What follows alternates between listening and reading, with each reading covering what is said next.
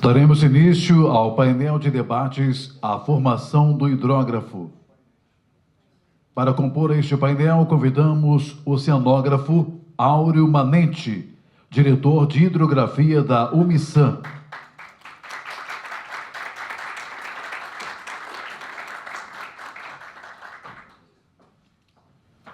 O capitão de mar e guerra Marco Antônio Pires de Almeida, superintendente de ensino da FEMAR, Fundação de Estudos do Mar. E o professor Marcelo Sperli, professor associado da Faculdade de Oceanografia da Universidade do Estado do Rio de Janeiro. Como moderador, convidamos o capitão de mar e guerra Elber Carvalho Macedo, assessor na Diretoria de Hidrografia e Navegação.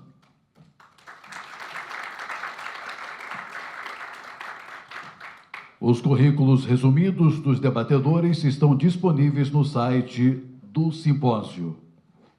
Com a palavra, o moderador. Boa tarde a todos.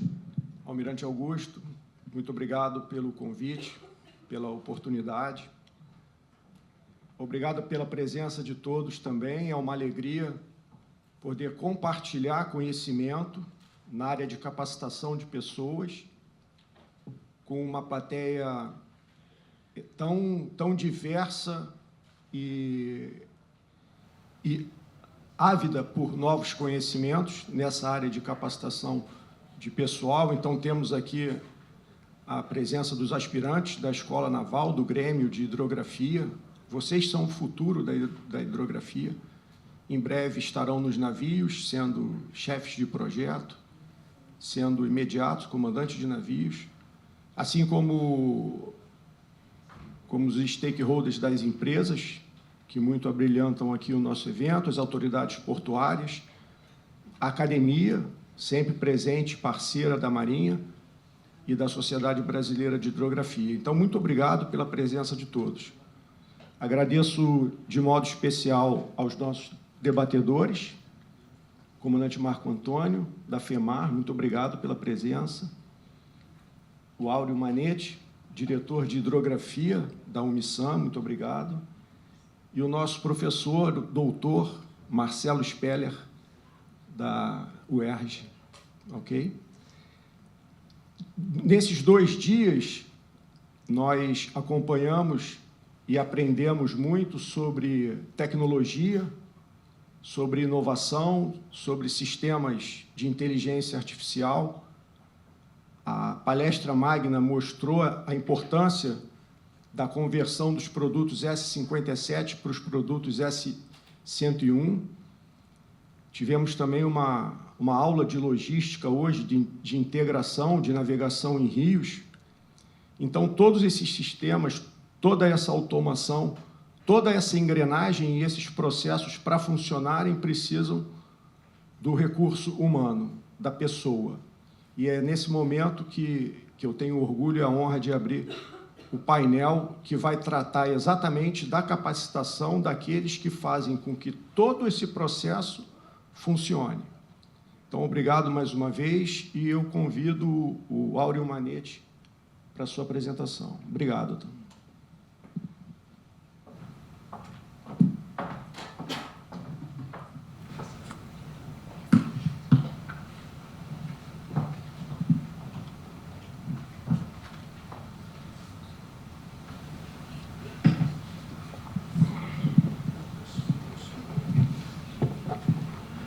Boa tarde a todos. Primeiramente, gostaria de agradecer ao Almirante Augusto, né, quem me fez o convite aí pessoalmente, diretamente. Agradecer a SB Hidro, é o 2º ano que eu estou aqui, podendo compartilhar o nosso conhecimento, né, o meu conhecimento, a minha experiência, a experiência da UMISAM, e cumprimentar os meus colegas aqui da mesa redonda, o público também. Eu fico muito lisonjeado, comandante, né? Eu sou um oceanógrafo, podendo falar sobre formação de hidrógrafos, né? A empresa UMISAM vem fazendo um excelente trabalho aí ao longo já de décadas, e a ideia é contribuir, né? Conseguir contribuir um pouco com esse tema tão importante. Um sumário da apresentação. A gente inicia com a apresentação, né, eu vou me apresentar o Unmissan, depois a gente vai para um panorama geral do profissional hidrógrafo na Unmissan, basicamente não só o hidrógrafo, mas a parte de levantamentos hidrográficos, os desafios da formação desse profissional hidrógrafo na Unmissan, umas soluções que a gente tem e que a gente está desenvolvendo e uma visão geral sobre o assunto. Então, quem sou eu? Áureo Antônio Manente Filho, sou oceanógrafo, tenho gerenciamento de projetos, pós-graduação em gerenciamento de projetos. Eu atuo como diretor na Unmissan há 9 anos, sou responsável técnico também junto ao Centro de Hidrografia. E nesse período eu tive a oportunidade de executar mais de 1.000 levantamentos hidrográficos com a Unmissan, sendo que 200 desses LHs foram CATIA e, graças a Deus, aproveitados pelo Centro de Hidrografia. Eu acho que esse tema, né, formação de hidrógrafos, o Unmissan, não tem como a gente não lembrar aqui e não falar sobre o comandante Ayrton Antônio Rodrigues. Hoje, certamente, está nos assistindo do céu, né? O comandante Ayrton, ele foi meu mentor da Priscila, que está aqui, mentor de outros amigos que a gente tem na Unmissan. Continuamos uma história que ele iniciou lá atrás, porque ele foi o fundador da Unmissan. E ele foi formado na Escola Naval, na Marinha, onde conseguiu aí, conquistou a função, né, de hidrógrafo, chegou aí como hidrógrafo. E aí, para quem não conhece a Unmissan, né, hoje a gente está no tema de hidrografia, vamos falar sobre formação de hidrógrafo, mas a gente também executa serviço de operações marítimas, atividade de mergulho, topografia e geodésia, engenharia costeira, sinalização náutica, meio ambiente, geotecnia, gerenciamento e fiscalização de obras de dragagem e derrocamento com fio diamantado. Ou seja, a gente tenta oferecer para o cliente uma solução de ponta a ponta para o desafio dele, para o projeto dele.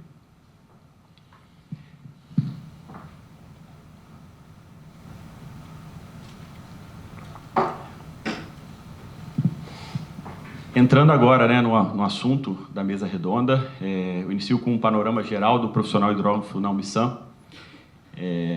O que eu gostaria de apresentar aqui para vocês? É basicamente um overview do setor de levantamentos hidrográficos da Unmissan, porque acho que é aqui que tudo começa, né? Na Unmissan, o que é um levantamento hidrográfico? São vários métodos, em vários ambientes, em várias funções, com algumas formações. Então, se a gente pega basicamente o método, a questão aí, o pilar método, olha quantos métodos a gente tem que desenvolver, né, executar em levantamentos hidrográficos da Unmissan, que é uma entidade executora de levantamentos hidrográficos. Então, a gente tem aí batimetria multifeixe, batimetria monofeixe, subboron profile Sharp, boomer, sidescan, fluviometria, meteoceanografia, magnetometria, maregrafia, vazão, aerolevantamento e por aí a gente vai. Ou seja, é uma infinidade de portfólios de métodos que a gente tem que desenvolver dentro da empresa. Mas não para por aí, né? A gente não trabalha somente no mar, trabalhamos também em barragens, em reservatórios, lagos, terra, em águas interiores.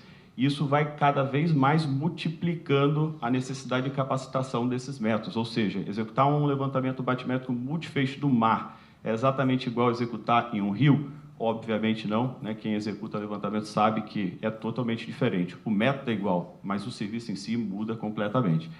E ainda nessa linha, existem diversificações dessa formação hidrógrafo dentro desse método de ambiente. Ele pode ser um profissional que, ora, ele vai trabalhar com aquisição, ora, ele vai trabalhar com análise e processamento de dados, e existem também alguns profissionais que eles vão para a área de gestão, manutenção, desenvolvimento e controle de equipamento, de embarcação, em setor de inovação nessa parte de hidrografia, e é mais uma ramificação, então mais uma possibilidade de capacitação que a empresa vai tentar promover aí, obviamente, junto com a academia, né, com a fundação. E para isso a gente tem, né, a gente listou aqui alguns, mas tem vários outros, então tem oceanógrafo, engenheiro agrimensor, geofísico, geólogo, técnico de eletrônica, geógrafo e por aí vai. Então, assim, na Unmissan, o hidrógrafo ele vai acabar também, né, desempenhando atividades de geofísica, de agrimensura e entre outras. Isso gera um desafio, né, um desafio de formar esse profissional que ele tem que ser multidisciplinar e ter experiências em diferentes ambientes. Aí eu trouxe aqui Vamos pensar, nossa, Aura, mas você vai falar isso tudo? Não, obviamente não. Eu acho que aqui o destaque é para essa barra de 2 anos.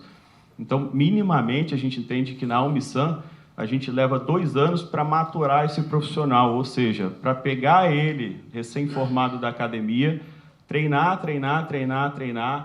batimetria, todos aqueles métodos, treinar nos ambientes, treinar os procedimentos da própria empresa, porque tem o procedimento de segurança, de cuidado com equipamentos e por aí vai. Então, assim, eles têm aqui, por exemplo, você pega o método da batimetria e vai desmembrando isso para monofeixe e multifeixe, fora os ambientes que a gente está falando, fora a função, se é aquisição, se é processamento, se é análise, mas a gente segue. Então, de multibeam, a gente vai para vários sensores. Então, posso trabalhar, eu vou ter que saber trabalhar com ecobatímetro, com inercial, com GNSS, SVP, SVS, eu vou ter que saber configurar, calibrar, operar. Daí eu desmembro mais um pouco, pego só o ecobatímetro. Qual é a marca, né? Qual é o fornecedor? R2 Sonic, Kongsberg, Norbit, Teledyne. Aí, dentro de, exemplo, R2 Sonic, qual o modelo que eu vou utilizar? É 2020, 2022, 2024, Voxomira, enfim. Vai depois para Hypec, qual software eu vou utilizar? Hypec, Quincy, Aiva. Enfim, realmente você tem que fornecer uma bagagem muito ampla para esse profissional, retroalimentar isso, porque a gente também está aprendendo com isso ao longo do tempo, e a gente entende que 2 anos seria o mínimo para a gente conquistar esse patamar de liberar um profissional para ir ao campo sozinho, mobilizar, calibrar e executar um levantamento hidrográfico. Porém, a gente tem esse númerozinho em vermelho aqui, que é 1,5 anos, que é o momento que a gente encontra a maior parte do nosso turnover.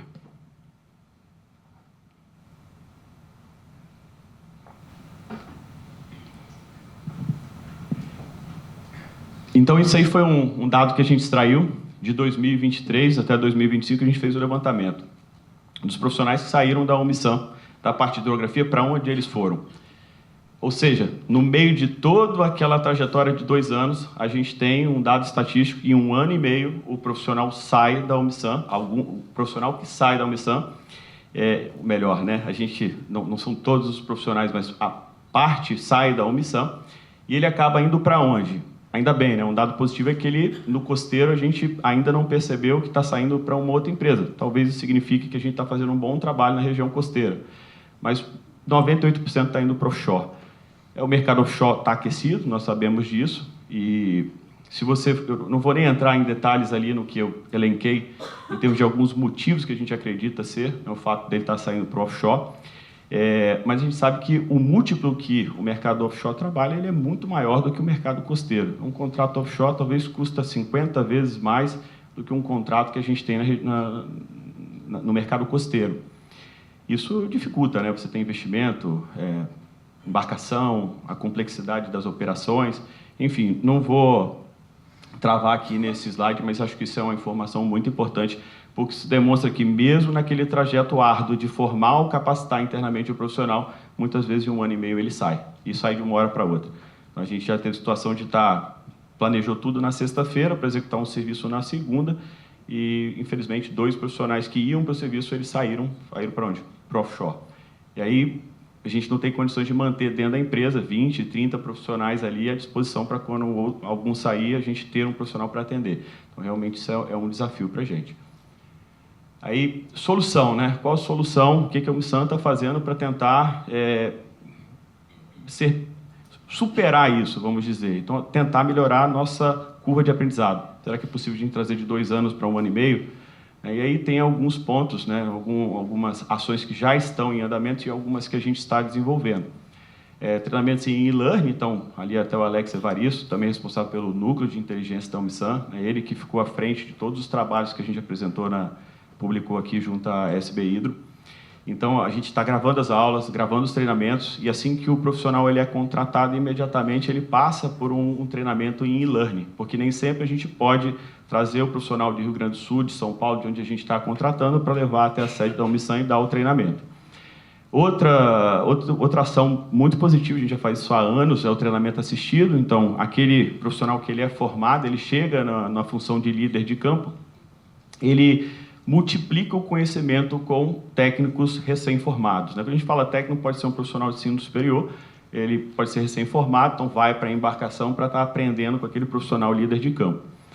Fora isso, procedimentos operacionais, book de lições aprendidas, os testes de conhecimento, que aí vai cair aqui na ISO 9001. A certificação ISO 9001 a gente atualiza anualmente, e ela é fundamental para organizar esses processos, procedimentos, os treinamentos, para que a gente consiga também ter mais celeridade na parte de capacitação.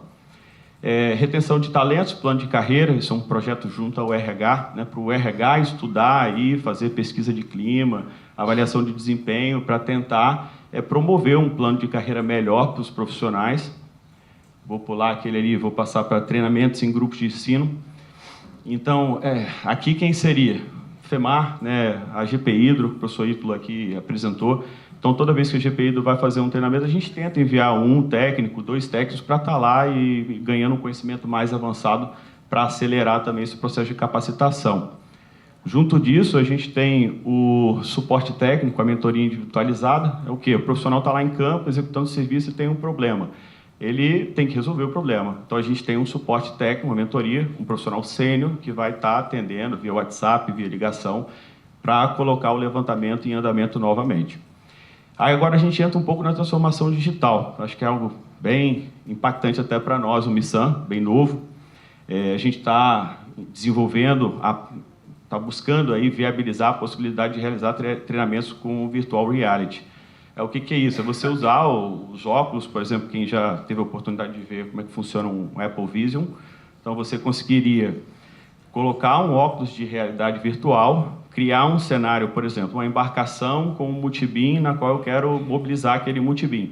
Então, eu tenho o profissional em um cenário simulado e ele não precisa estar lá a bordo da embarcação para receber esse treinamento. Ele faria isso no salão técnico, por exemplo, junto com um mentor, né? Um profissional sênior que estaria ali junto dele. Olha, não aperta o parafuso dessa maneira, você tem que apertar assim. Olha, inverte aqui o receptor, porque se você botar dessa maneira vai ter problema na hora que você for aquisitar os dados.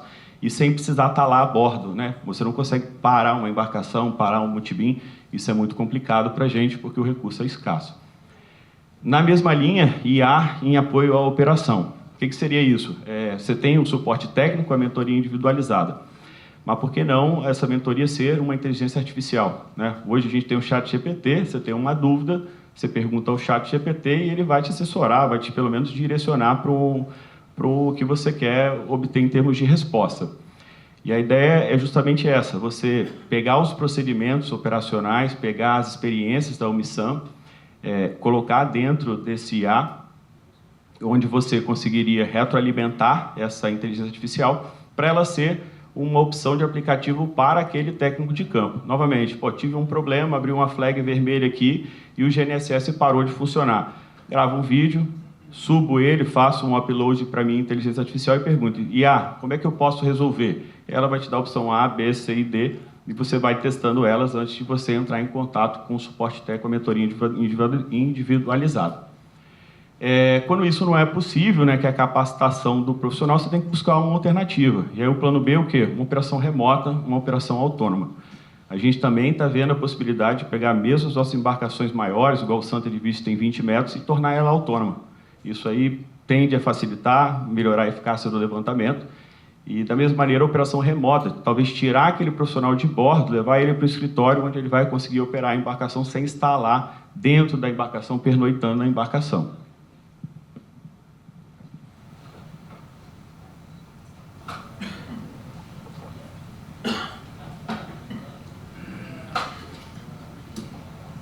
E agora, partindo para o último slide, agora uma visão geral sobre esse tema aí, formação de hidrografia, de hidrógrafos. O que a gente sugere que seja estudado a viabilidade, obviamente, né? Academia formar esses profissionais que a gente listou, então oceanógrafos, agrimensores, enfim, tem vários profissionais que acabam atuando com hidrografia, que vêm da academia, vêm das universidades, e a gente tentar fazer isso em conjunto, né, trazer um pouco da experiência das empresas, das entidades executantes de levantamentos hidrográficos, para ver o que a gente realmente precisa quando a gente recebe esse profissional, ou talvez até o que a gente treina esse profissional quando a gente recebe ele da academia. Um exemplo muito bom, acho que eu estava conversando até com o Daniel e com o Barbosa ali no intervalo, que eles são alunos lá da UFES, eles me perguntaram, o que eu preciso aprender ali, o que eu preciso me agilizar na universidade para que eu consiga chegar, após ser informado, conseguir uma vaga numa empresa executante de levantamento hidrográfico. E na nossa visão, acho que quando eles passam por laboratórios, exemplo, né, na UFS você tem o Labogel. Então, no Labogel a gente sabe que tem multibin, tem side-scan, tem subboron profile, e aí eles vão ter uma experiência prática dentro da universidade num laboratório. É óbvio que de 30 alunos que entram lá na UFS, nem sempre os 30 conseguem passar no laboratório. Mas será que existe uma forma da academia, junto com as entidades executantes, jogarem isso para dentro da grade curricular? Eu não sei, mas é uma possibilidade aí de se estudar, né? Pelo menos parte, né? Dessas experiências que estão no laboratório, jogar para dentro de uma grade curricular. E, sem me estender muito, eu penso da mesma forma, né? As fundações, né? FEMAR, a GPIDO, também tentar ter essa troca com a entidade executante para tentar promover algo mais direcionado para as empresas que executam os levantamentos hidrográficos também. O terceiro item, eu destaco ele bastante, porque é algo que eu vi lá atrás e ainda vejo hoje, poxa, gostaria muito que tivesse um programa de formação de hidrógrafo categoria A ou B no Brasil, reconhecido internacionalmente. Então, hoje, se você quer buscar esse tipo de formação, sendo da iniciativa privada, você vai ter que buscar nos Estados Unidos, no Canadá, na Colômbia, no Reino Unido, né, ali alguns exemplos que eu citei, mas se a gente tivesse essa formação dentro do Brasil, eu, por exemplo, seria um que certamente teria essa certificação se eu conseguisse ingressar dentro desse programa de formação. Na mesma linha, você tem o profissional hidrógrafo de nível superior e técnico. O que seria isso? Pô, eu formo um profissional de nível superior, mas será que aquele profissional de nível técnico, que ele seja direcionado para aquisição somente de dados batimétricos em campo, isso para a UMISAM seria um grande avanço. Certamente a gente contrataria muito desses técnicos em hidrografia. Para não me alongar muito, tem a parte também dos estágios qualificatórios de levantamentos hidrográficos. Eu fiz 3 lá atrás, a imersão dentro da DHN, para mim foi extremamente enriquecedor, onde eu tive a oportunidade de tirar minhas dúvidas, de ver como é que a Marinha interpreta a norma que ela mesma escreve, que a gente acaba lendo de fora. Então, para mim, foi muito enriquecedor. O Multibin Sonar Training Course, a Marinha trouxe, acho que foi na época o comandante Rodrigo Carvalho, também uma imersão. Nesse curso, por exemplo, tinha o Hugh Clark. O Hugh Clark foi um desenvolvedor do Caris Hips, né? A Marinha toda utiliza aí o Caris Hips e sabe, né, o quão forte é esse nome. E se a gente pudesse também trazer outros nomes, igual o Jonathan Benduin, Pete Rance, Mike Bristes, que são nomes muito importantes aí no mercado de hidrografia mundial, dependendo de a gente trazer isso em programas de imersão, também acho que seria extremamente válido. E, por fim, a regulamentação para esse profissional com viés hidrográfico. O oceanógrafo que está trabalhando na linha da hidrografia, o próprio hidrógrafo ou agrimensor, será que é possível fazer uma regulamentação, estabelecer um salário base, um salário teto, né, um piso, um teto, um regime de trabalho onde todas as entidades executantes tivessem que seguir essa regulamentação? Eu acho isso positivo porque equalizaria o mercado e, ao mesmo tempo, colocaria a entidade contratante talvez uma posição muito boa de poder colocar isso dentro dos termos de referência. Isso aí promove o mercado, né, equaliza aí a competição. Por fim, o último slide. Então, uma proposta, né, a formação integrada do hidrógrafo no Brasil, com a participação da academia, da empresa, da fundação, dos grupos de ensino, e, obviamente, também com as entidades contratantes em levantamentos hidrográficos. É isso que eu tinha para passar para vocês, e o recado final, como todos nós sabemos aí que trabalham com hidrografia, estará sempre muito o que fazer.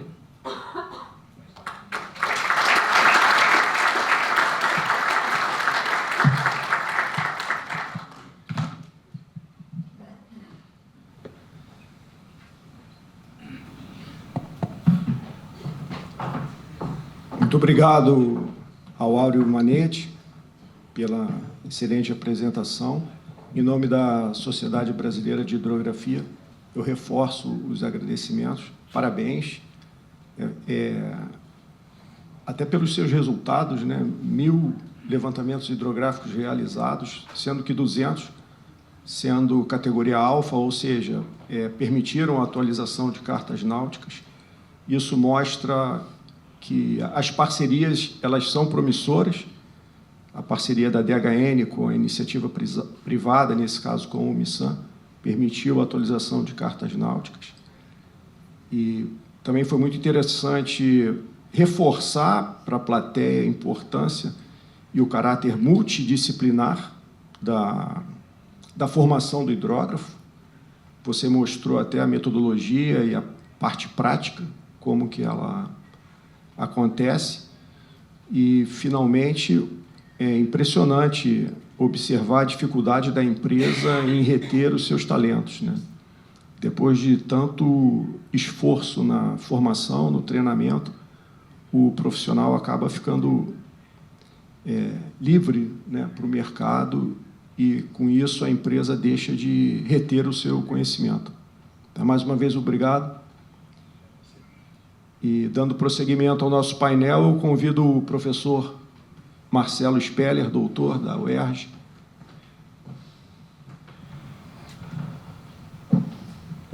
Ok.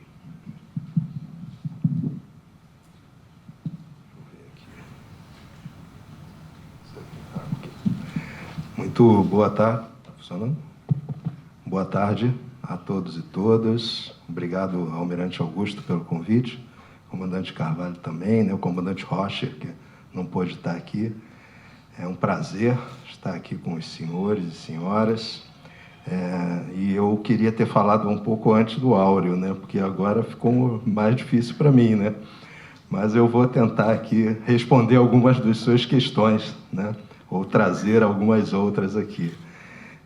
Eu também fico feliz de ver mais um oceanógrafo aqui nessa mesa, né? Eu também sou oceanógrafo, como eu chamo, raiz, né? De formação. Estou com 37 anos já de profissão. E fico muito feliz também de ver aqui meu colega, né, oceanógrafo também, Fernando Luiz Dil, presidente da Associação Brasileira de Oceanografia, né, que tem um pouco mais do que eu, mas não vou revelar quantos anos ele tem, não. Prazer ver você aqui, né, grande parceiro. E eu tenho aqui esse desafio de falar para os senhores, né, dessa questão da formação. E aí eu quero dar os créditos aqui também às instituições que me apoiam, além da SP Hidro, da qual eu tenho a honra de fazer parte da diretoria, né?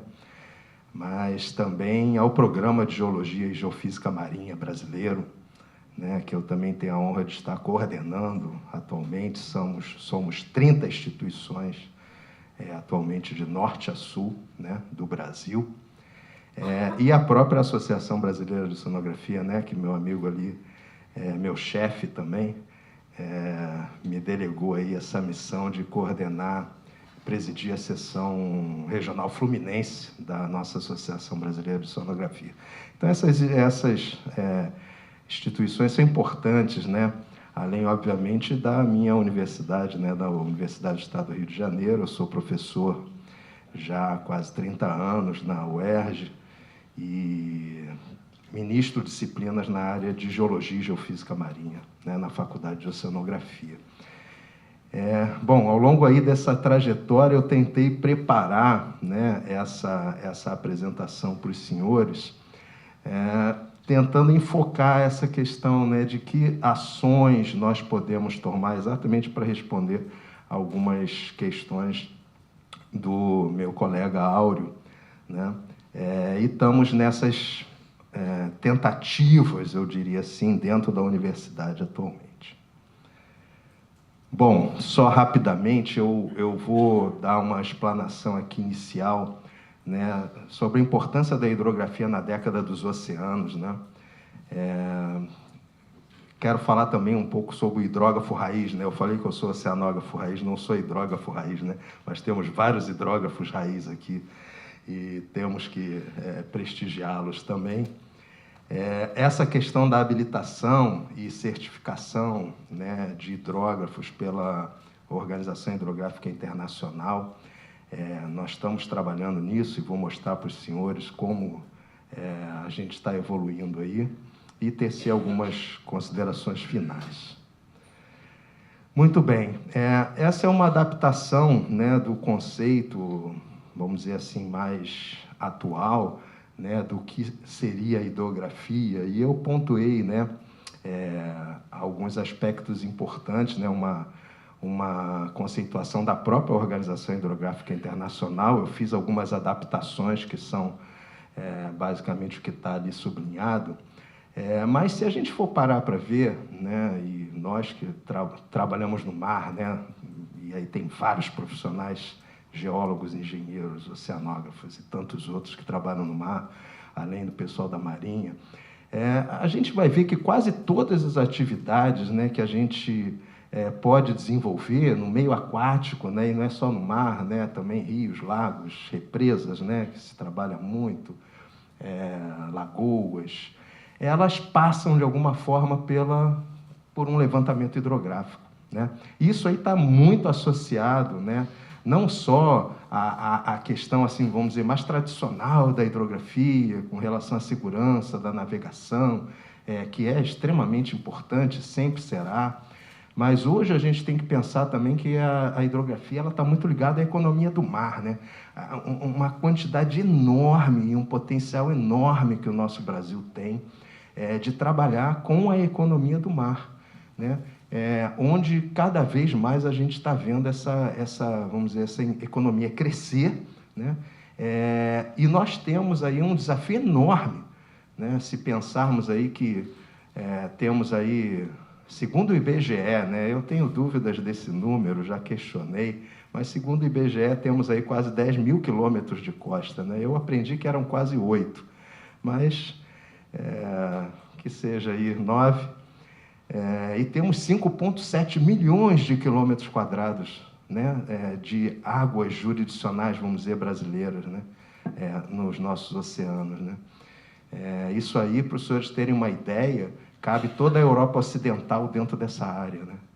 Então, é um negócio gigantesco e nós temos muito, mas muita carência de profissionais que atuem, né, nessa imensidão, né.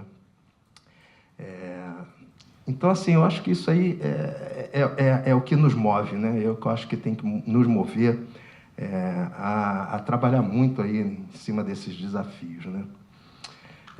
Atualmente, a gente tem um outro grande desafio também, que é essa questão da revolução digital, né? A transformação digital. Basicamente, hoje em dia, antigamente, para você trabalhar com oceanografia, com hidrografia, ciências do mar, né, você tinha que saber as disciplinas clássicas, que eu vou mostrar aqui, mas cada vez mais, hoje em dia, você tem que mergulhar no mundo da informática, né, dos sistemas de computação, programação, inteligência artificial, que foi falado aqui já várias vezes, né, robótica, automação. Então, essas coisas são coisas que não é tão fácil, né, para um profissional, seja de qual área for, ter acesso a esse tipo de formação, né? Então, esse é um grande desafio também que nós temos hoje em dia, né? E aí foi falado aqui também, né, essa questão da carência de dados e falta de dados, né? Precisamos cada vez mais, e ficou claro aqui em várias falas, várias palestras, né, a necessidade de se obter dados meteoceanográficos, né? E hoje nós temos toda a tecnologia para isso, né? É uma questão, né, de gestão, de política pública, mas de tecnologia. Hoje em dia nós temos toda a condição de instalarmos, né, estações meteoceanográficas e temos muita experiência já nisso. A questão do gerenciamento de tráfego de embarcações, vários colegas também, né, falaram anteriormente, né, e principalmente, né, essa questão de você depois ter esses dados em alguma base. Isso é um outro grande problema. Se eu assim, de cabeça, eu me lembro de pelo menos uns 5 grandes bancos de dados nacionais, né, onde você pode obter dados relativos, né, a essa área de hidrografia, seja dados de geologia, dados de oceanografia, geofísica, mas nenhum deles se falam, né? E muitas vezes o acesso não é tão fácil a essas informações, e principalmente a qualidade, né, a validação dessas informações. E sem isso é impossível chegar aqui na modelagem numérica, que a gente tanto quer, né, poder fazer essa modelagem e fazer todas essas previsões que foram mostradas aqui, né, quando é que vai dar para o navio entrar, o navio sair, calado dinâmico, né, folga abaixo da quilha, como a gente vai fazer isso, né? Então, assim, eu estou lançando esses desafios e acho que tem, né, tem solução, né? Esse slide aqui, eu fiz aqui um pupurri aqui de atividades, né, para trazer esse, principalmente, né, essa plateia é muito eclética, né, mas todas essas atividades hoje em dia requer trabalhos de hidrografia, né? Toda a área de transporte portuário, pesca, energias renováveis com as eólicas, né? Toda a parte offshore de lançamentos de cabos submarinos, dutos, oleodutos, gasodutos, enfim, né? Todo esse monitoramento, telecomunicações. Eu sempre ouço isso, né? E o pessoal acha que, né, esses celulares que a gente usa, a nossa comunicação vem tudo via satélite. Negativo, é tudo via cabo submarino. Então aí eles aí, né? Os grandes hubs de cabos submarinos que interconectam o mundo hoje. Se a gente tem qualquer tipo de sinal de televisão, de celular, o que for, né? A internet, é tudo via cabo submarino, e tudo isso tem relação com a hidrografia, né? Já foi falado muito aqui nessa questão do transporte e a importância para a economia do Brasil no transporte fluvial. Ainda temos pouco no Brasil desenvolvimento de aquicultura, né? Fazendas marinhas, onde você pode criar peixes, algas, moluscos, etc. Isso aí, principalmente offshore, nós temos pouco, mas o mundo vai depender disso cada vez mais, né? Desse produto, a gente precisa alimentar esses 8 bilhões de pessoas que estão aí, né? A própria FAO diz isso, da importância da aquicultura para o futuro da segurança alimentar, né, da humanidade. Então, tudo isso, né, e talvez muito mais do que eu consegui botar aí, são atividades relacionadas a essa economia do mar que eu falei e que dependem fundamentalmente de levantamentos hidrográficos e de hidrografia. Tá? Bom, aí eu trago outros desafios aqui também, né, que são os desafios tecnológicos. Vejam, classicamente, nós, né, eu já me considero um pouquinho hidrógrafo, tá, Almirante? Um pouquinho, né? Mas nós, classicamente, sempre trabalhamos com sensores a bordo de embarcação para fazer hidrografia, né? Até hoje se faz isso e não há problema nenhum, né? Obviamente que desde águas rasas até águas mais profundas, a dificuldade já vai aumentando, né?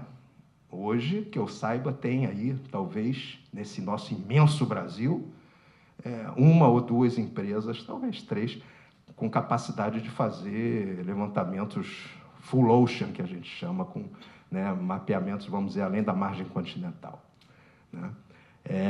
Só que isso já não é mais suficiente, porque a gente precisa dessa parte de automação, né? E aí vem grandes desafios, né? Nós temos ainda... Está funcionando? Tá. Nós temos ainda pouca experiência com o uso de veículos autônomos de superfície, por exemplo, né? E aqui eu selecionei um slide aqui que eu achei muito interessante, que é que você tem vários tipos de veículos, desde pequenos barcos até barcos enormes, que hoje carregam esses sensores, né? Então, isso é uma economia, e aí vem a questão ali do desenvolvimento sustentável também, né, que estava lá naquela conceituação. É uma economia enorme, porque você reduz, né, a capacidade de acidentes, por exemplo, com recursos humanos, né? Você diminui enormemente poluição, porque grande parte desses veículos autônomos usam energia solar ou renovável através de suas baterias, né? E nós temos isso muito pouco ainda no Brasil. Tivemos lá o COLAC-MAR, né, Congresso Latino-Americano de Ciências do Mar, o ano passado. Talvez tivesse ali umas 3 empresas trabalhando com isso, 4, né? Fernando me corrija ali, Kiko. Mas, enfim, temos muito pouco, uma ou outra empresa trabalhando com isso no Brasil, com pequenos barcos, ótimo para você botar numa represa, numa lagoa, né? Mas são poucos os estudos ainda, né? Offshore, por exemplo, com esses veículos. E esses veículos, eles podem carregar e carregam todos esses equipamentos que nós utilizamos para hidrografia nos navios, né? Então, isso é um grande desafio.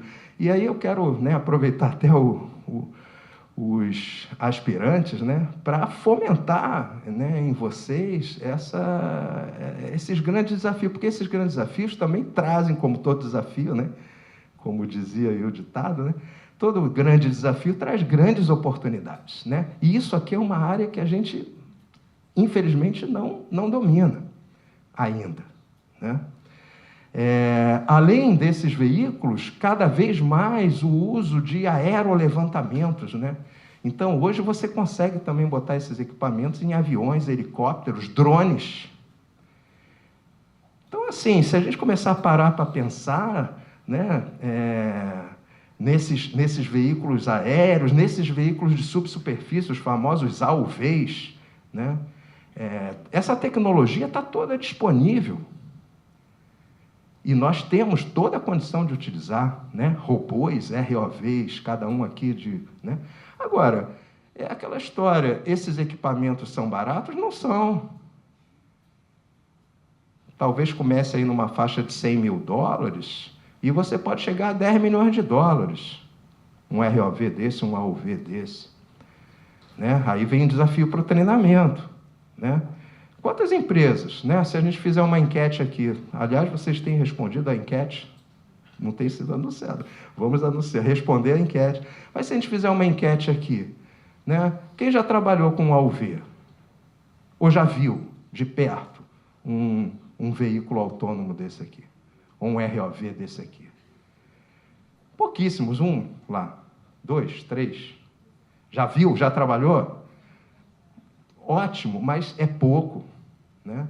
E não é fácil, é todo um treinamento específico que precisa para isso, né? E aí eu acho que as empresas não vão, a universidade, infelizmente, né, mas muito infelizmente mesmo, eu não vou nem entrar no mérito aqui da educação brasileira, porque senão eu não termino essa palestra, mas infelizmente a educação no Brasil ela é cada dia menos, né, incentivada e privilegiada.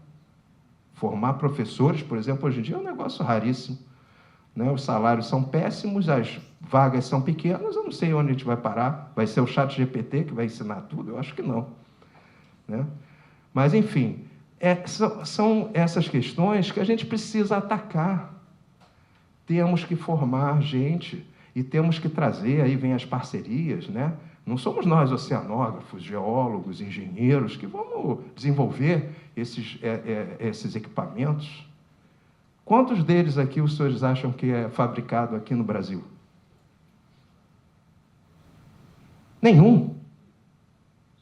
E nós temos tudo para fabricar. A gente fabrica avião.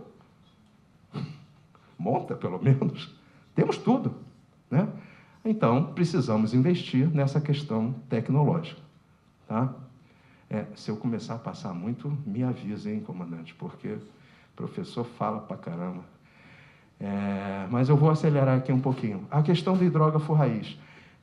É meu sonho, meu sonho, que todos nós tivéssemos a oportunidade de fazer o curso do CAL de formação de hidrógrafo, né, na Marinha.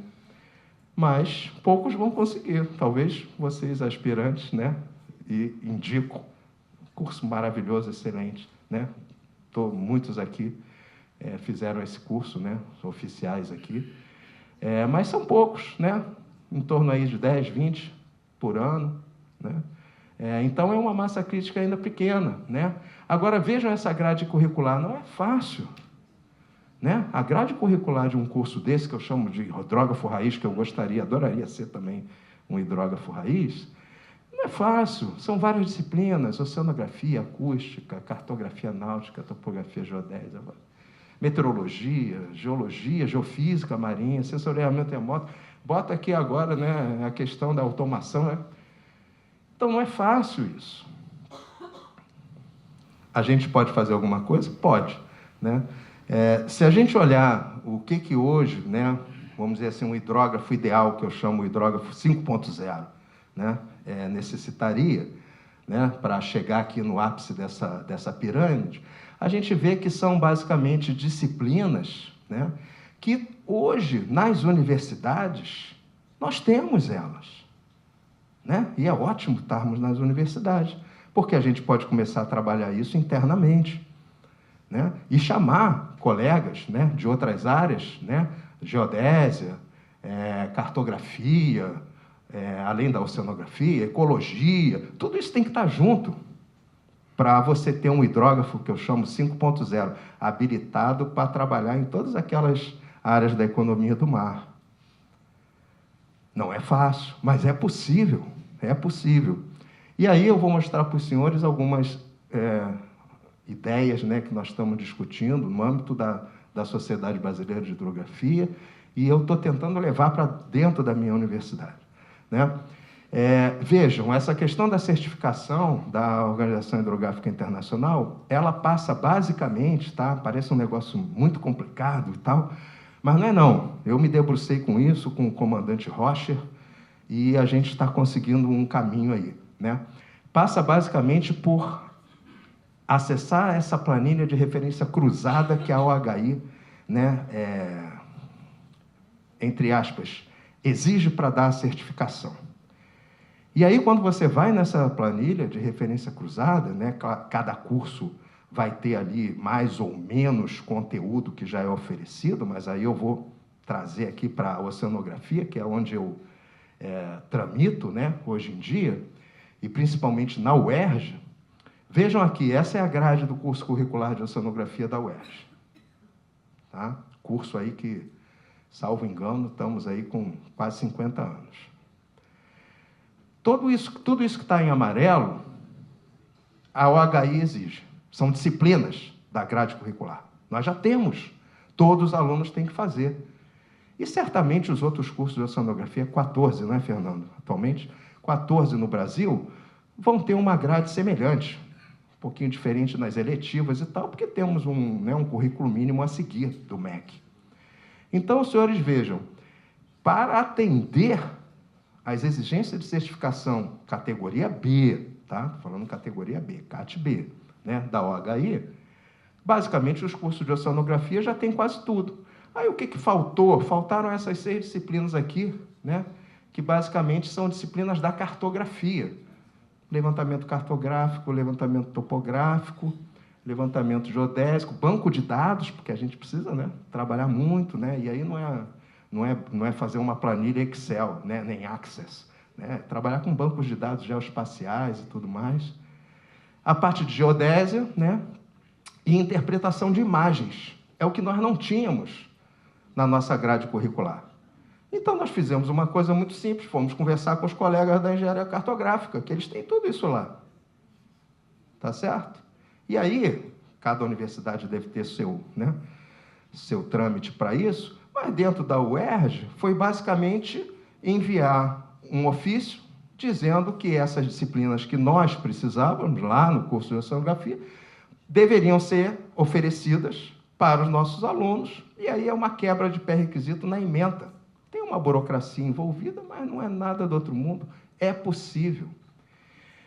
Então, atualmente, nós estamos nessa fase, né? Conseguimos essa quebra de pré-requisitos, né? Vejam aqui, ó, das 30 disciplinas, na verdade, né? 30 não, 27 disciplinas que seriam exigidas, 21 nós temos, 6 nós estamos em parceria, né? Falou-se muito de parceria hoje aqui com a engenharia cartográfica, né? E uma nós vamos ter que criar, porque a OHI exige que, ao final do curso, você faça um levantamento hidrográfico, né? Prático, desde o planejamento, aquisição, processamento, interpretação, etc. Essa a gente não tem, vamos criar essa disciplina. Então, é possível? É. Então, sem demérito a nenhum ou outro curso, porque eu não conheço os outros cursos, mas a gente conhece os cursos de oceanografia. Você acha, Fernando, que seria difícil a gente implementar isso nos 14 cursos de oceanografia? E aí a gente aumentaria essa demanda enormemente, né? É a solução para essa carência e essa falta de gente capacitada, né, que você sente tanto lá na empresa, todos vocês sentem nas empresas? Talvez não, mas nós vamos melhorar, né? Porque aqui entre nós, fora o pessoal hidrógrafo raiz, quem aprende a trabalhar com hidrografia é na marra, né? É na marra, é a experiência, né? Hoje, né, eu acho assim, ó, já aprendi um pouquinho, né? Mas, pô, foram quase 40 anos para aprender, né? Não dá, tá certo? Então, a gente precisa mudar esse cenário aí, temos tudo para mudar, tá? Em particular, nós temos aí, vou defender aqui um pouquinho a minha universidade, né? Que nem tudo é ruim na universidade, viu, Ítalo? A gente correndo atrás, né? Aparece o dinheiro, aparece o financiamento, aparece tudo. Nós temos a dádiva de termos um navio oceanográfico hoje, né? Além dos Ciências do Mar, né, que o MEC colocou estrategicamente, né, para o Brasil, a UERJ e a USP, basicamente, são as únicas universidades do Brasil que têm um navio oceanográfico onde a gente pode fazer todo esse treinamento, né? Um navio de 30 metros, 15 pesquisadores a bordo, 15 alunos, né, podem embarcar com autonomia de 20 dias de mar. Tá bom, dá para fazer muita coisa, né?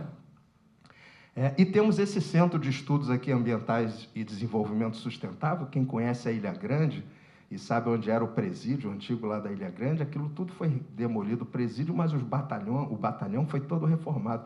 Nós temos os laboratórios lá, maravilhosos, tá? Laboratórios, restaurante, alojamentos femininos, uma infraestrutura fantástica. Convido os senhores, fica em Vila dos Rios, né, na Ilha Grande, inclusive visitas técnicas, quem quiser, né, pode me contactar, pode contactar a universidade, isso aí é feito lá. E a ideia é que a gente leve esses alunos para lá, para fazer essa imersão final e esse levantamento hidrográfico final. Então, é a solução? Não, mas eu acho que se a gente conseguir, Almirante, nós vamos dar um grande passo, viu, Fernando, se a gente conseguir isso.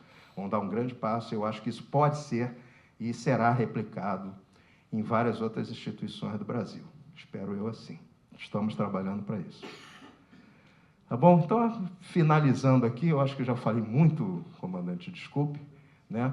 Mas essas oportunidades, né, são imensas, né? Os desafios são imensos também, mas todo desafio, como falei, traz oportunidade. Precisamos de muita prática. Você falou uma coisa que eu acho muito importante, as empresas, né, elas podem nos ajudar nessa parte prática, né? Nem todas as universidades vão ter a infraestrutura que a UERJ tem, né? Mas elas podem nos ajudar oferecendo estágios, por exemplo, para os nossos alunos ganharem essa prática, né? Além das que eles já têm dentro da própria universidade, né?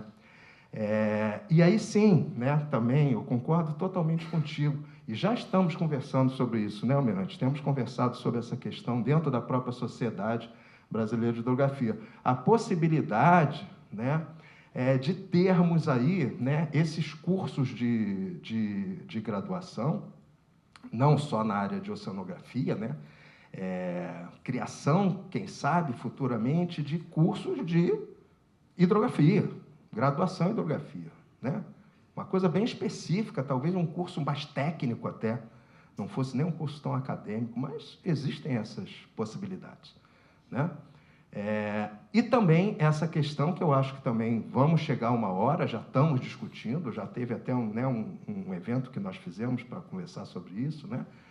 Que é a questão de uma possível regulamentação da profissão de hidrógrafo, né? Que é essencial, nós sabemos disso, né, Fernando? A importância de se regulamentar uma profissão como a oceanografia. Hoje é uma profissão regulamentada, né? Desde 2008, certo? Então, senhoras e senhores, eu acho que temos condições. É só querer começar, e todos aqui podem começar, né? As empresas podem ajudar, a sociedade brasileira. Eu acho que a Sociedade Brasileira de Hidrografia pode ser o órgão, vamos dizer assim, catalisador desse processo, né?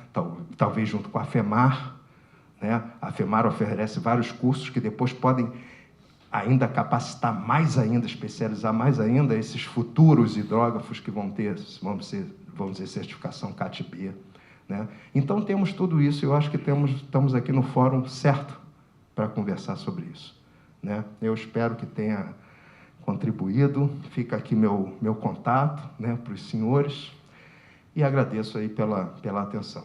Muito obrigado.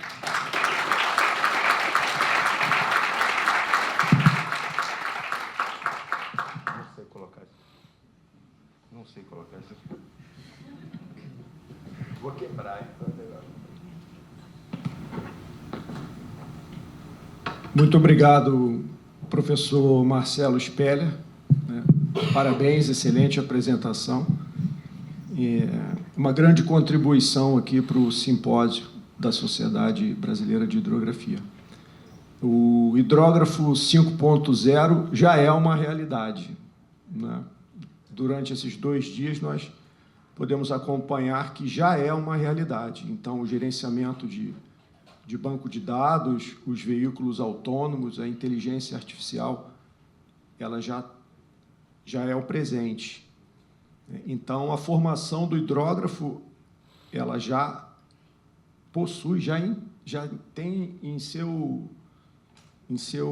essência a necessidade da tecnologia da informação. Então, muito boa a sua consideração do hidrógrafo 5.0 e parabéns para a UERJ pelo seu esforço na obtenção do curso categoria Bravo. Sem dúvida nenhuma, será uma grande contribuição aí para a formação do hidrógrafo que o país tanto precisa.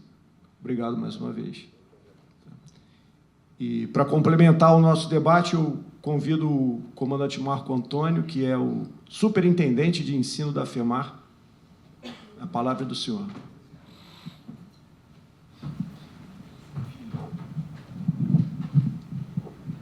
Primeiramente, eu gostaria de agradecer à SB Hidro pelo convite, né? Estarmos aqui falando sobre temas tão importantes.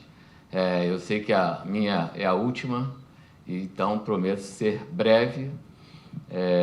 Sabendo, já fui aspirante um dia, sei como é a última aula do último dia, né? Bom, para corroborar tudo isso que a gente ouviu nesses 2 dias, né? A gente pode ver que na Portos e Navios, né, diz que tem uma nova onda, expansão logística, que foi falada ainda agora, né? Demanda, investimento, qualificação e requalificação de pessoal, exatamente o nosso painel, na área de hidrografia, que faz parte dessa nova onda que a gente está vivendo hoje no nosso país. Cresce a pressão por levantamentos batimétricos contínuos e atualização de carta náutica nos portos. Por quê? Essa demanda vem do avanço tecnológico, né? Os navios ficam maiores para levar mais carga, com menor custo, e isso faz uma pressão muito grande nas autoridades portuárias, nos terminais de uso privado, na praticagem, que efetivamente vai trazer esses navios até o berço, porque não existe navio sem porto, e nem porto sem navio, né? Isso é um binômio essencial. Então, esse é o nosso pensamento na FEMAR. Como é que a gente pode fazer capacitação de pessoas para que esta atividade se torne cada vez mais segura e rentável para aqueles que vão viver nessa sociedade e nessas profissões, tá? A FEMAR fez até um workshop ano passado, se associando com a MSM, que é uma fabricante de auxílios à navegação espanhola, para fazer cursos certificados pela IALA de nível 2, nível técnico. Tá? E essa parceria vai oferecer programas de treinamento, primeiramente, de manutenção de sinais náuticos. Porque a gente vê que você manter um sinal náutico, hoje em dia, requer muita capacitação, não é mais só aquela boia cega que a gente tinha antigamente, né? Cada vez mais tecnológico, GPS, energia solar, então isso precisa de técnicos muito bem capacitados, né? E os portos, nossos portos precisam disso. Os TUPs, os terminais de uso privado, têm essa capacidade e veem isso. As autoridades portuárias, às vezes, por questões de burocracia e tudo, às vezes assumiram essa tarefa que antigamente era toda da Marinha, né? E agora, cada porto, cada terminal de uso privado tem que cuidar da sua sinalização náutica. Então, essa demanda de profissionais é bastante preocupante, porque, como já foi falado aqui pelo Áureo, pelo professor Marcelo, não há uma formação de nível superior e nível técnico em hidrografia, como nós temos na Marinha, né? E isso faz com que o mercado tenha uma carência muito grande e as profissões se adequem para realizar o trabalho que é necessário. Tá? Essa cooperação vai visar isso, né? E a gente vai usar os IALA Model Course para esses profissionais serem certificados para fazer aquilo ali, tá? Então, a carga horária desse curso, a princípio, são esses módulos, né, que são bem técnicos, vocês podem ver. Esse QR Code eu trouxe hoje aqui, porque aqui é o fórum correto da gente, na FEMAR, estudar o interesse de cada um dos participantes aqui num curso desse nível. Porque é a prática do que a gente está discutindo até agora.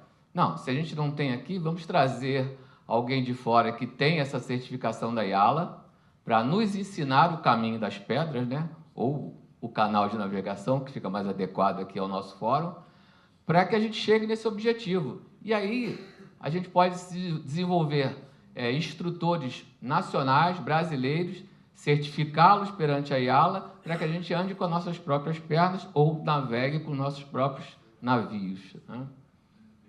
Então, eu deixo esse convite aí para os senhores, se quiserem responder esse questionário de interesse, vai ser muito útil para a gente da FEMAR fazer o planejamento desse curso, tá? Bom, a FEMAR, né, para quem não conhece, ela apoia, presta serviço na área de ensino, da qual eu sou superintendente, né, área de pesquisa e área de extensão. A área de extensão é muito interessante porque um outro pensamento da FEMAR é desenvolver um curso de extensão ao nível superior, uma especialização, como a gente da Marinha faz, né? Faz a escola naval, depois faz um aperfeiçoamento em hidrografia. Então, poderia ser bastante adequado um curso de especialização para oceanógrafos, cartógrafos e várias profissões de nível superior que fizessem um curso de especialização em hidrografia, os habilitando a serem hidrógrafos classe alfa. Então, essa parte de inovação tecnológica também é bastante cara à FEMAR e ela sempre está procurando estar em aderência ao que vai sendo desenvolvido. Então, nós gratuitamente formamos turmas de curso técnico em portos e curso técnico de transporte aquaviário. Então, a gente tem uma parceria com a SEDUC, daqui do Rio de Janeiro, em que a gente vai dentro do Colégio Senhor Abravanel, que era o antigo Amaro Cavalcante, ali no Largo do Machado, né? E abrimos a inscrição para esse curso técnico em portos e transporte aquaviário, né? Então, ao contrário do que a minha filha fez, né, quando fez um concurso para fazer curso técnico em química, e bastante difícil, não tem concurso. É uma inscrição que o aluno faz lá no matrícula fácil da SEDUC, vai para o senhor Abravanel, eles formam, os professores do Estado formam o ensino fundamental normal e a FEMAR vai lá com os professores dela e formam técnicos em portos e transporte aquaviário. Esses dois cursos estão no catálogo de cursos nacional. Então, existe isso, existem essas profissões. E esses profissionais estão à disposição para fazer aqueles outros cursos que eu mostrei anteriormente, cursos técnicos de nível 2, credenciados pela IALA, para trabalhar em hidrografia. Então, vai ajudar muito a Unisan, as empresas que não precisam pegar o profissional do zero para chegar no ano e meio e depois ter a fuga. Não, pega direto aquele aluno que saiu ali do Estado, garoto novo, né? Normalmente está precisando de emprego, né? Dá uma oportunidade para ele, já vem com uma carga. É claro que não é tão especializado como um curso da IALA.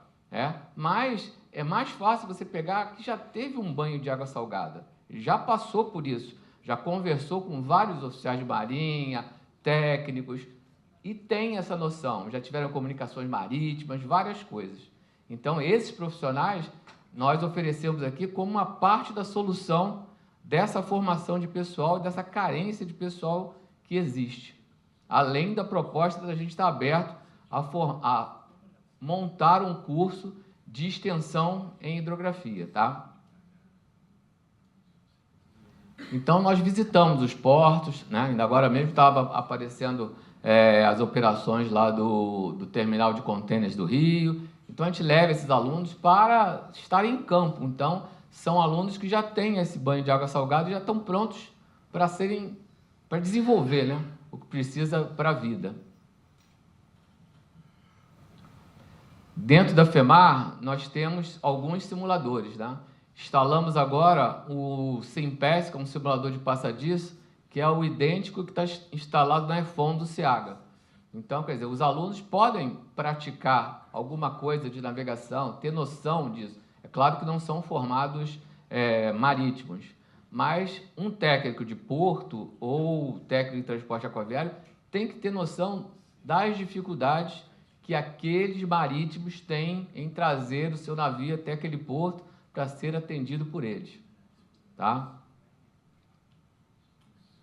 Também temos simuladores que possibilitam 8 comandantes de navio interagirem em vários ambientes, como na Baía de Guanabara e outros portos, em que traz não são usados exatamente para esses cursos que eu mostrei, são cursos do ensino profissional marítimo, mas nós utilizamos eles também. A parte de GMDSS, né, do aluno saber falar numa fonia, né, saber usar um telefone Inmarsat, saber pedir um sinal de socorro ou reconhecer e retransmitir esse sinal de socorro, isso é super importante.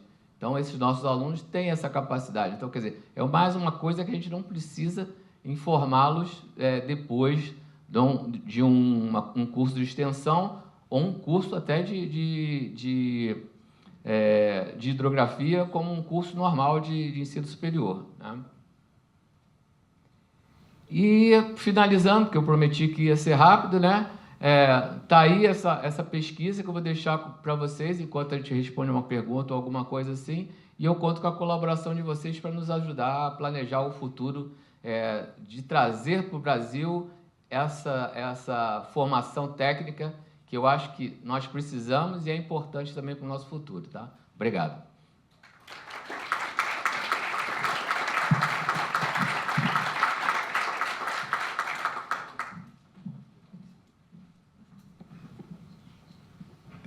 Muito obrigado, comandante Marco Antônio. Excelente apresentação, excelente contribuição aqui para o nosso simpósio. Interessante também o conceito do desenvolvimento da atividade de hidrografia de forma segura e rentável também, dependendo de quem realiza, né? Ela precisa ser rentável também. E, em nome da Sociedade Brasileira de Hidrografia, eu também peço permissão, Almirante Augusto, para cumprimentar a FEMAR pelas iniciativas e pelos cursos, principalmente gratuitos, que contribuem para a formação do hidrógrafo. Tá? Muito obrigado, comandante. Obrigado a todos. Eu recebi a orientação aqui que temos tempo para uma pergunta da plateia, mas, em meu nome e em nome dos debatedores aqui, dos palestrantes, estamos à disposição, após o evento ou por e-mail, para responder a outras e demais perguntas ou assuntos de interesse. Tá? Muito obrigado a todos e temos o tempo, o espaço para uma pergunta.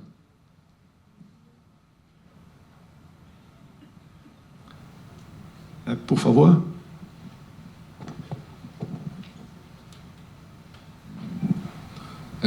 Boa tarde a todos, né? Primeiro, parabéns à SB Hidro pelo excelente evento, assim, e acompanhando, né, ontem e hoje, eu vejo que primeiro, meu nome é Nélio, né, eu sou lá de Vitória, Espírito Santo, eu sou oceanógrafo de formação. Vendo assim, dá para ter uma contextualização, principalmente esse painel, do desafio de formar a mão de obra para solucionar desafios do Brasil, né? No painel anterior foi dado a questão da hidrografia continental e os desafios de ter, por exemplo, um portfólio de réguas, né? Que é uma coisa visivelmente básica, né? Então, isso mostra os nossos desafios de gestão, enfim, que querendo ou não, estão dentro da formação de uma profissão, né? E há pouco tempo, conversando com um agente privado portuário lá de Vitória, lá do Espírito Santo, né? E a gente discutindo sobre esses desafios também da formação de mercado, né? Da contextualização de mercado, que não tem porquê você ter uma profissão sem a necessidade de mercado, né? E aí ele falando da preocupação dele como um investidor da área portuária, né? Ele falou, Nélio, se a gente pegar só a soja, já vendida no mercado futuro para 2030 e desocupar todos os portos do Brasil, todas as hidrovias do Brasil, todas as rodovias e ferrovias para atender só o mercado futuro já vendido de soja, a gente não tem capacidade para atender na infraestrutura que tem hoje. Só que eu não estou falando de minério, não estou falando enfim, de todas as outras commodities e container, né? Enfim, todas as demandas portuárias, né? Como que a gente consegue alinhar na questão de formação profissional, mas também vincular isso à formação tecnológica, né? O professor Marcelo Sperler falou do desenvolvimento da UALV, né? O UALV, por acaso, eu trabalhei na empresa que participou do desenvolvimento da UALV, né? O governo americano bancou 2 bilhões só para esse projeto de subvenção econômica e garantiu que, se fosse desenvolvido, iria comprar mais tantos equipamentos, né? Para a Marinha, para a Armada deles, né? E era uma patente da Marinha do Brasil. Então, é um nó muito mais complexo do que apenas disciplina, né? Envolve mercado, envolve fomento, envolve... Hoje, no Brasil, você não pode falar que o governo pode fomentar alguma coisa, né? Enfim, né? A gente tem aqui equipamentos desenvolvidos no Brasil, mas falta interação ainda para fomentar o uso, fomentar a disseminação dessas tecnologias aqui. Então, como que vocês, né, enquanto instituição, professores, enfim, fundação, olham isso? Como que organizar essa tríplice hélice, né, que já é falada há quase 100 anos, né? Enfim, como que você consegue garantir a formação e garantir também essa interação do mercado, porque é muito emergencial, né? A gente, com a infraestrutura de hoje, não consegue atender o mercado futuro de 2030, né? Então, é uma coisa um pouco alarmante, né? Assim. Professor, se habilita o... Bom, deixa eu pegar esse gancho aí da tríplice hélice, que a gente ouve muito falar disso, né? Mas é difícil pra caramba, né? Fazer acontecer essa tríplice hélice, né? De você ter governo, empresas, academia, enfim. E eu diria, né, uma quarta pá, e a sociedade também, né, envolvida nessas discussões. Eu lembro, né, sempre, isso já faz tempo, tá, pessoal, mas deve estar muito mais atualmente, né? Eu lembro que quando eu estava fazendo meu doutorado nos Estados Unidos, fiz na Columbia University, né? Quase 70% da verba das pesquisas da Columbia eram basicamente oriundas dos interesses da indústria privada, né? E assim é com basicamente MIT, Woods Hole, falando aqui da nossa área de sonografia, né? As grandes universidades americanas, né? E hoje em dia isso é algo que nós temos tudo para fazer, mas parceria público-privada, por exemplo, né, é algo extremamente difícil você conseguir, né? As instituições públicas, elas têm sua parcela de responsabilidade nisso, porque a burocracia é absurda, né? Muitas tentativas são feitas e acabam parando na questão burocrática. E aqui entre nós, né, a cultura dos nossos empresários, de uma forma geral, estou falando de uma forma geral, existem muitas exceções, né, está muito voltada à questão, né, do lucro econômico, etc., E não conseguem ver que esses investimentos, por exemplo, né, na formação, na capacitação, nas pesquisas, principalmente, né, tudo isso que nós vimos aqui, eu acho que ao longo de todo esse simpósio, teve origem em pesquisa básica dentro das instituições acadêmicas, né? Só que esses investimentos foram feitos lá, na Europa, nos Estados Unidos, agora na Ásia, né? Cada vez mais, e a gente fica aqui comprando, né? Vendendo commodities e importando tecnologia, né? Mas nós temos tudo para fazer isso. Nós temos tudo para fazer isso. Nós temos grandes empresas no Brasil, temos a Petrobras, temos a Embraer, temos a Embrapa. A gente sabe fazer, temos grandes pesquisadores, grandes cientistas, né? Então, assim, o que eu vejo hoje dentro da universidade, muitas vezes, principalmente aí universidade pública, é as pessoas reclamando que o governo disponibiliza... pelo amor de Deus, o governo também não tem que ser pai nem mãe, né? Ele dá ali o suporte, eu acho que pode ser maior, mas esse input aí desses bilhões de dólares que você falou para a construção e desenvolvimento de uma tecnologia, eu mostrei aqui dezenas, né? Eles têm que vir do setor privado. E eu acho que isso falta muito essa cultura, eu acho que é uma cultura, né? Eu vejo as empresas muitas vezes reclamando, o profissional chega aqui, não sabe nada e tal, mas, como assim? Você tem que ajudar também, né? Nem todas as universidades têm todos esses equipamentos, embarcações, então vamos trabalhar junto, né? Você quer ter um profissional chegando aí melhor capacitado, vem nos ajudar também, não é fácil, né? Então, passa muito por uma cultura, né? Nós ainda não temos essa cultura público-privada em raros setores, eu diria que seria basicamente isso. Obrigado, professor. Sim. Só complementando um pouco, quando você fez a pergunta da tríplice hélice, o que o Almirante Campos, que estava aqui hoje de manhã, que é o presidente da FEMAR, ele sempre deixa bem claro nas apresentações dele que a tríplice hélice só se move se tiver um eixo girando. E quem gira este eixo são os financiamentos, né? A FINEP ajuda muito nos financiamentos de muitos projetos. A própria FEMAR trabalha com projetos financiados pela FINEP. E a parte empresarial também, quando verifica que nenhum empresário quer perder dinheiro, né? Então, quando há uma possibilidade de que aquilo possa ajudar como uma omissão, em vez de ela gastar aquele tempo todo para formar o profissional dela, se ela tiver uma instituição que faça aquela hélice impulsionar alguma coisa, ela vai investir naquele eixo propulsor.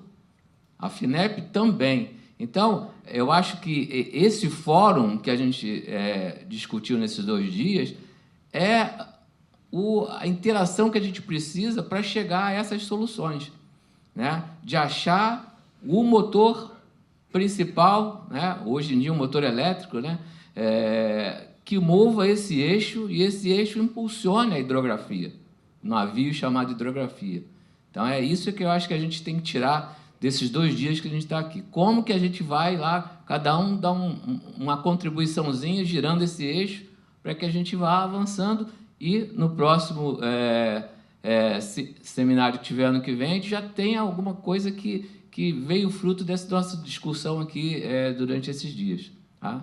Então, vamos procurar fazer isso. Vamos tentar girar esse eixo. Tá? Financiamento. Queria aproveitar que foi ótimo você falar dessa questão do eixo e dos investimentos. Queria só dar um último dado aqui, para os senhores terem uma ideia, né, de o quão nós estamos atrasados, né? Em termos de investimentos em tecnologia, pesquisa, nas ciências do mar, estou só falando das ciências do mar, como um todo. No Brasil, está sendo investido atualmente 0,003, atenção para esse número, 0,003% do PIB nas ciências do mar no Brasil, né? Temos aí, sei lá, 70 anos de Ciências do Mar do Brasil+, né? Nos Estados Unidos, por exemplo, isso aí está em torno de 3% do PIB. Na Europa, 3,5%. Na Ásia, quase 4% do PIB. Então, está aí o eixo, né, que está faltando. Vamos trabalhar para isso. O Áureo quer complementar de alguma maneira? Sim. Eu acho que, na nossa visão aqui, o Missão, a gente falou sobre fontes financiadoras da formação do hidrógrafo no país, né? E isso, muitas vezes, vem da iniciativa privada. E quando a gente olha ali aquela estatística da Unmissão de 98% indo para o offshore, talvez seria um player muito importante para trazer, para financiar também essa formação de hidrógrafo no país. Querendo ou não, né, se compara a Unmissão, uma empresa como a DOF, vou usar um exemplo aqui qualquer, o múltiplo é infinitas vezes maior. Então, talvez seria um importante player para a gente trazer para dentro dessa conversa para poder também ajudar aí no financiamento e direcionar também para onde ele quer esse profissional sendo formado, né? Na Unmissão a gente faz um determinado tipo de levantamento e acaba que boa parte vai para o offshore. Mas talvez eles ainda tenham carência pegando esse profissional da Unmissão. E aí, se a gente consegue também direcionar já a formação para o mercado do offshore, eu acho que todo mundo sai ganhando nisso também. Obrigado, Áureo.